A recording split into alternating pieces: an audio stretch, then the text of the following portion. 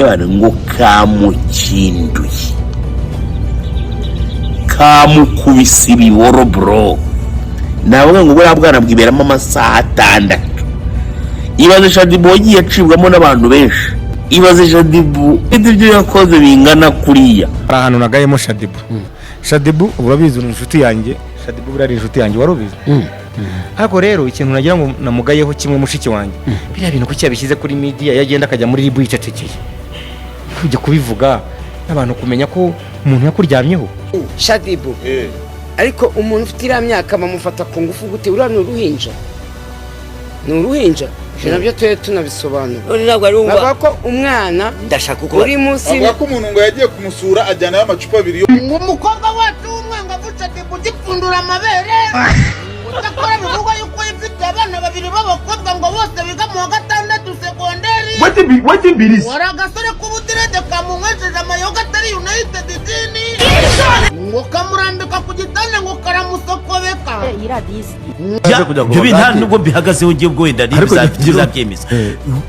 ariko yagiye kwipimisha nyine agiyeyo ariko ntabwo umukaraza yaje ari umucengezi mu rugo rw'abandi ye bari babiziranye ko baje yikore n'amayoga bakanayasangira bari babiziranye ko araziwe bagira n'ibihe byiza muri mari bagira n'ibihe byabo ntazi ngiye uko byagenze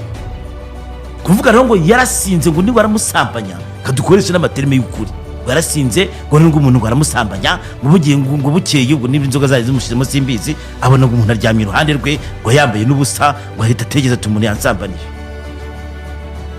ibyo bintu ni ukubikurikiranira hafi ubwo se umuntu wasambanije undi ku gahato nta kintu kibiranga kibigaragaza uko biba byagenze ndavuga byagenze buri hari ukuntu yisanze urumva nyine wabyita gahato uhereye hehe ako yasigaranye urukweto ntabwo ari ikimenyetso kundi nyine yaje kumusura yambaye inkweto ahubwo bizanahinduka avuye ati Shadibu yahohoteye umukaraza amwambura n'inkweto ze yahohoteye umushyitsi ariko shyiraho amafoto turebe njye nta handi mbogamiye kuko umukaraza niba yarahohoteye umuntu atabivuganye akurikirana ariko n'undi nawe ibintu kubishyira ku mbuga biriya ni ukwitamaza biriya ntabwo ari ibintu bikwiye kuba bijyahari yagomba kunyonyomba gake akajya kuririmba akabwira ikibazo yagize akaba atagombye kubishyira hari kubyandika hariya biratuma buri wese afite uburenganzira bwo kubivugaho ariko abantu uzi ko natakaye uzi ko umukaraza ntarimuzi nanjye ntabwo narimuzi ntagombye ko ntawe narinzi rwose igihe nabonye ku cyapa igihe niyo nabonye ifoto ye ariko menya nshaje uzi ko ntakimenya abahanzi akoze n'umukaraza ugira utavuze ingoma ugira araririmba hehe ni umubateri kuko numva abakaraza nabavuze ingoma akabateri bafite n'imbaraga mu maboko ariko ibintu nibyo kwitondera bakabikurikirana neza mu buryo bwitonze cyane sinzi ntabwo mbyumva ahubwo ikintu cy'isomo ririmo mwirinde ubusinzi ntimukanywe ibyo mudashoboye reka tugaruka turaza gutanga inama rero ariko